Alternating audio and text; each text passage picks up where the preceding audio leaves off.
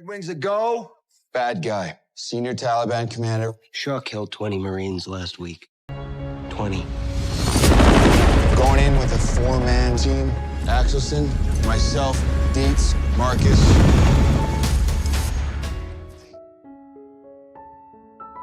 Hello, welcome to our Recap Plus channel with me, Matthew. Today we will watch a recap movie Lone Survivor, released in 2013. This is a spoiler content video. So please turn on the subtitle and let's start the story. To qualify as a Navy SEAL, candidates must endure a grueling 5.5 days of harsh operational training, enduring cold, wet conditions and often surviving on as little as 4 hours of sleep. This training is renowned as the most rigorous in the US military, with only 25% of participants successfully completing it. Those who do emerge victorious from this crucible of endurance often discover depths of strength and resilience they never knew they possessed. Meanwhile, the tranquil hum of the military base is shattered as a wounded man is airlifted in by helicopter. Despite the efforts of medical personnel in the tent, his injuries prove too severe to overcome. 3 days prior to this tragic event, the base is alive with activity as the first light of dawn breaks. Danny and his team leader, Mike, engage in a spirited foot race around the perimeter. Although Mike emerges as the victor, a mere second ahead of Danny, the group decides on a lighthearted penalty for the loser, a head-shaving session for Danny. As the banter continues, the squad receives word of an upcoming mission and is summoned for a briefing. Their objective: capture or eliminate Ahmad Shah, a high-ranking Taliban commander responsible for the deaths of American Marines and civilian allies in eastern Afghanistan. Identifiable by his lack of earlobes, Ahmad is a priority target. The team is briefed on the plan, emphasizing the importance of caution due to potential communication challenges in the area. Led by Mike, the four-man squad boards Chinook and Apache helicopters, embarking on a nighttime deployment to the region. Following a 4-hour trek on foot, they arrive at the village where Ahmad is believed to be hiding.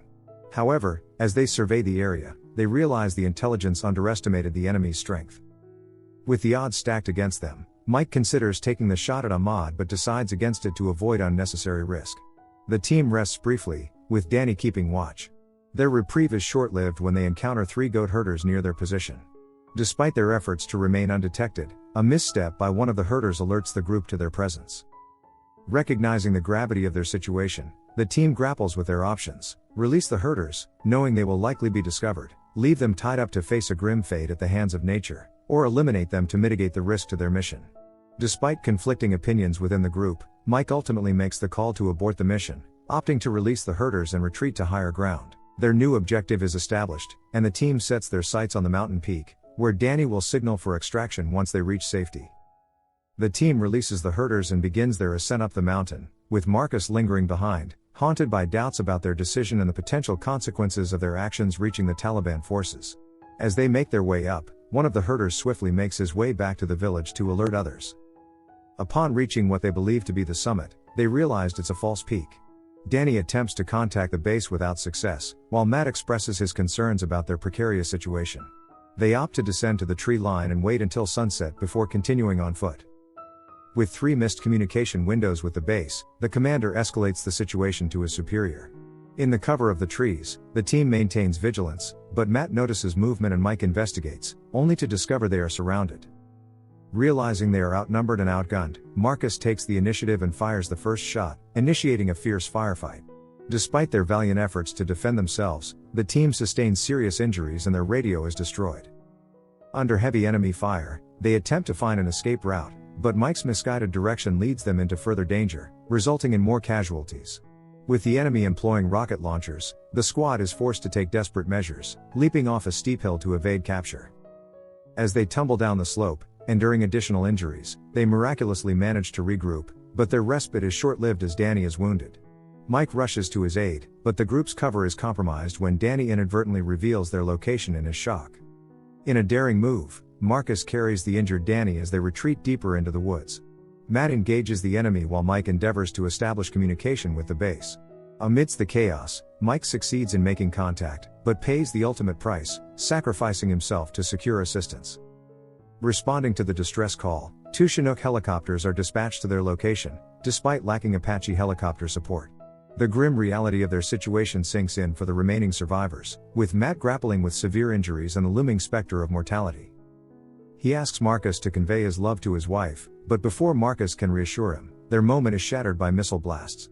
Just as hope begins to fade for the two Chinooks arrive, providing a glimmer of hope and renewed strength. However, their respite is short-lived. Despite the arrival of the Chinooks, tragedy strikes again when one of the helicopters is struck by an RPG and explodes, claiming the lives of everyone aboard. The other Chinook, unwilling to meet the same fate, hastily departs, leaving Marcus and Matt wounded and abandoned once more. With desperation mounting, Matt succumbs to his injuries, leaving Marcus alone and vulnerable. He becomes a target for enemy fire, narrowly escaping death by rocket launcher and finding refuge at the bottom of a crevice.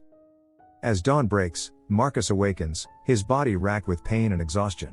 Seeking water to quench his thirst, he stumbles upon a nearby village, initially resorting to threats with a grenade.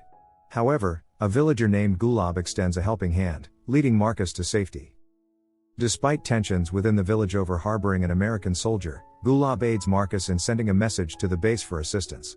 As Taliban forces close in, Gulab and the villagers valiantly defend Marcus, risking their own lives to protect him. Eventually, American forces arrive in time to repel the Taliban fighters and rescue Marcus. Grateful for their assistance, Marcus acknowledges the debt he owes to Gulab and his son. Back at the base, Marcus reflects on his harrowing ordeal, recognizing that while he physically survived, a part of him remains forever changed by the experience. The story of lone survivor serves as a testament to the courage and resilience of Marcus Luttrell, the lone survivor of Operation Red Wings, and the unwavering bond of honor and loyalty embodied by the Pashtunwali code observed by the villagers who aided him. To watch more video like this, click on the videos on your screen, and don't forget to let me know how you feel about today's video in the comments down below. And at last I will say stay safe and stay healthy. See you next videos.